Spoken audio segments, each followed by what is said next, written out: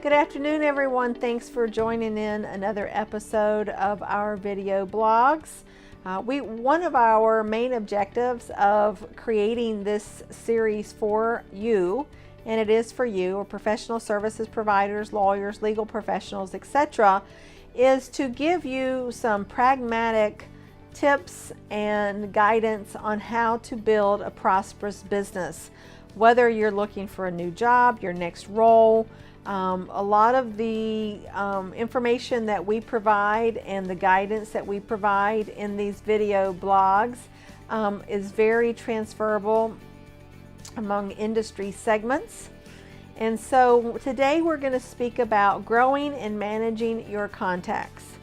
So in case you've been living under a rock for the last 10 years, we all know that how we move and navigate and maneuver effectively in the business world is through targeted networking. And I can say a lot about that, and I'm going to save that for another time, and we will come back to the concept of targeted networking. However, today, growing and building your contacts is an output or result of targeted networking. So something that lots of folks that we work with don't give that much thought to is how important it is from day one of entering a profession or an industry is growing a robust reputation and network. So what do I mean? Let me just define network. I've worked with so many young professionals who say, I don't have a network. I don't really know that many people. And they overthink it. So essentially, let me define a network is anyone in any part of your life. So if you have workout buddies at the gym, or you are a member of a book club, or you are a member of a professional association, if you are in a running club, if you go to NASCAR, wherever you spend your time in your universe, in your neighborhood, in your community, that's part of your network. That gets refined if you're looking to build a business or build and develop a client base. That gets refined and refined and refined, whereas you are spending your time in what we call fertile landscapes and arenas where you're getting in front of and being in the company of those individuals who have the authority and decision-making power to retain you for your services, and or those individuals who know people who can retain you directly. So that's what we actually call a targeted audience. But back to your network, everyone has a network. I mean, everyone has a network. It may not be as robust as it could be, but the fact that you start somewhere, people that you went to high school, college, law school, master's, MBA, postgraduate, PhD, whatever it is, and take it out of the education community, and maybe you're involved in politics, whatever it is, you know people, and people know you. And the primary objective is to make sure that as you're building that network, you are capturing that data, which is the name and the name, first name, last name, job title, company name, email address, phone number, etc. for each of those contacts, because this is part of developing a robust network, which can be very fertile for helping you build a business. They can refer you, you can reach out to them for resources. There's a plethora of ways that you can leverage your network to help others, to connect folks in your network to others, and vice versa. So let me speak for just a minute about some of the logistical aspects of growing and managing your contacts.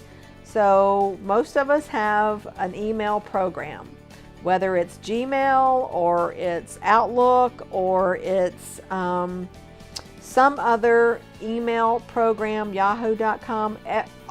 All of them that I'm aware of have an address book. So, whereas having a CRM, which is a client or contact relationship management program, is optimal, most of the folks that I have seen and worked with over so many years don't. And so if you have one of these address books and it has a section for notes and you can capture the primary information, you're good to go. The only criteria of using a Outlook or Gmail, any kind of email program, and an address book is to make sure that you can export those files, which are usually CSV files, into worksheets like Excel spreadsheet, or Gmail has its own version of that. That is very, very critical. But I challenge you to develop a system by which, when you come back into your office after having met people, being introduced to new individuals, that you develop a system to get those people into your address book, give them to your the business cards to your assistant to upload into your address book. The next step to that, and this is very, very important as well, is that we like to have you what we call segment or categorize your contacts. And the reason that we do that, and we help clients all the time, we give them suggested categories,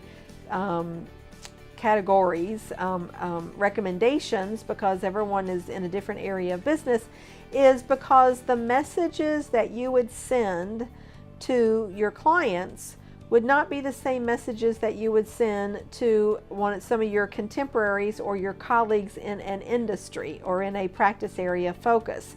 So given the fact that we all are overloaded with email, and now more than ever text, we want to make sure that your message is tailored for your audience, so you don't become one of those obnoxious people that are sending spam to people and they delete you, and then that carries a very negative implication and repercussion to your relationship. So at the very least, we recommend folks having 3 different segments or categories, and those are being client, and you could divide that into active and inactive client, referral sources, and prospects. And a person is a prospect if they have the potential to have the need for whatever your service is, and or they are positioned in an industry that has at large a need for your services, but the timing may not be immediate. So those are people that you want to get on their radar, so you can develop what we call top of mind awareness. And so when their need arises, they're thinking of you. And that happens to go back to the personal branding vlog that we did a little while ago, about how you want to develop that personal brand as the go-to person for whatever your area of practice and expertise is.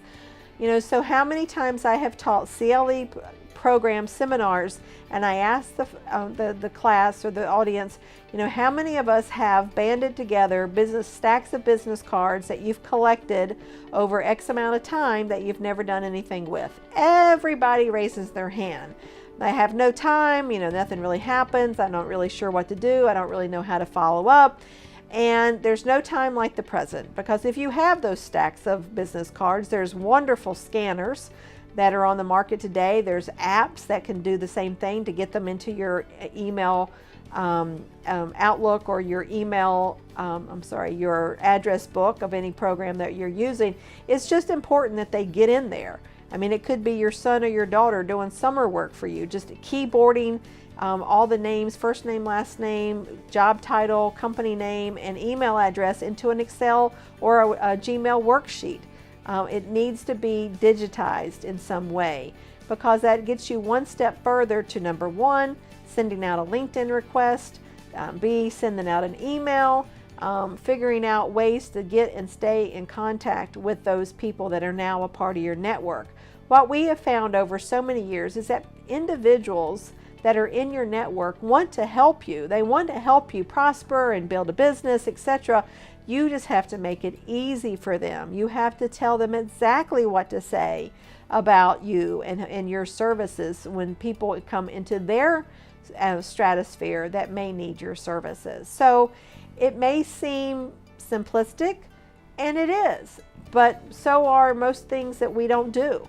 And taking our vitamins every day or whatever it may be. But this is critical to building a prosperous business. If you don't organize and systemize your contacts, and they're all over the place, then you are not going to be viewed as a resource, and then you're not going to be able to reach out to your network and tell them about the next exciting thing or the new thing that's going on in your business or of services that you're offering. So this is critical. To get all those names into some kind of digital format that you can ideally upload into an email marketing template or a program such as Constant Contact or Emma or MailChimp. There's many software solutions, but it all starts with uploading and exporting your contact lists, and there may be multiples of those, into a digital format. And then once that is done, and that really is the heavy lift, then it's a way of, then it's the next step of designing a system. How often are you going to get in front of these folks digitally? What are you going to say? How are you going to do that on a regular basis? Because it all goes back to the secret sauce. Again, we talk constantly about the secret sauce in my book, or the Rainmaker Roadmap, because we know the two pivotal words to building a prosperous business is the two first two words in the secret sauce, and that is consistent and persistent. And most folks that I've encountered over many, many years are neither. Not because they don't want to be, is that they don't know where to start. So I'm telling you, the contact lists, getting them inputted and uploaded to an email marketing program or to some system, and figuring out a system of how to regularly and consistently input new names.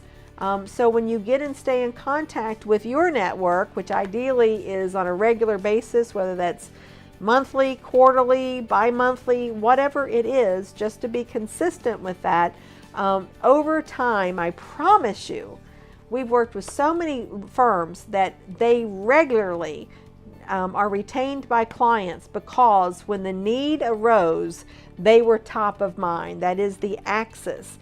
Develop top of mind awareness. How do you do that? By 7 to 10 touch points. And one of those touch points can be the regular getting and staying in connection digitally. And when the need arises, they're thinking of you. So I hope that is encouraging to you, that it gives you thinking about how you can apply this in your own business and your practice, how you can get your team involved in the process. Think and look and consider the resources that you have available to you, whether it's in your firm and you have word processing people that can help you with this. Think about who those resources are, your own family, your children, your brothers, your husband, whoever it could be, having to support you in this way, because it is one of the cornerstones to building a prosperous business. Do you tell how passionate I am? Because it's so important. So thank you so much. If you have questions, please reach out to me, Kimberly at klamarketing.net. Take a look at our website. We talk a lot about categorizing your contacts and how important it is. But above all, keep moving forward, and we look forward to touching base soon. Thank you.